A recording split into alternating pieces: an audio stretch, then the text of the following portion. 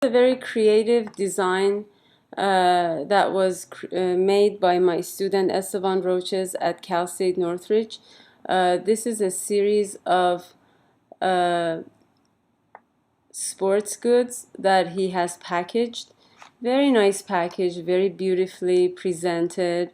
That's the back of his package. This is the front of his package. There's a die cut in here where he would place the products in here. Now, if you wanted to go and present something in front of a group or in a meeting in person, you really wanted to make sure that your packages look nice and clean, just like this. But if you had a portfolio piece that you wanted to make and you had made your package but it was not quite perfect, say it looked like this or it looked like this, you would want to ask Photoshop to help you.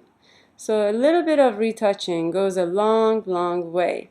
For example, if you wanted to take this part and retouch it and clean all those edges and add some drop shadows, you would take your layer and duplicate it first to make sure that you have the original just in case you need it later on. And so I would take my lasso tool and I would go around and click on the edges. Of course, you want to be a little bit more accurate than I am, but this is for presentation purposes. So I would just click on the edges of the boxes. This helps me separate my background from the package, and it also helps me create the correct area to add drop shadows and so forth. So now that I have my outline, I will just use the layer mask and I will add a layer right I'll add a layer right underneath my layer, and I will fill it with the color white. You see that already it makes a change. Now I am going back to my original layer, and I will use the Command L or the levels and just make the black a little bit darker and the grays just a bit darker. Look at what I had before and what I have now. It's already a lot nicer. Let's get into some of the details here. For example, I can go on and use my lasso tool again on the outside, bring it to the inner corner, go to the outside again, and outside. The outside does not matter because it's already clipped and there is a layer mask. What needs to be accurate is the inside. Now I would use my brush tool, hold Option so that I can actually sample the color in here, and I will just paint just like that. I will just go ahead and paint in this area just to clean it up. If I use Command Shift I, my selection will inverse, so it will select everything outside of that box that I had. So it selects the next edge, and I will use Option and sample the color again, and here we go again. Very nice and clean. Now I'm going to make another selection, so deselect, and I'm going to make a selection in here for the for the left hand edge of my package.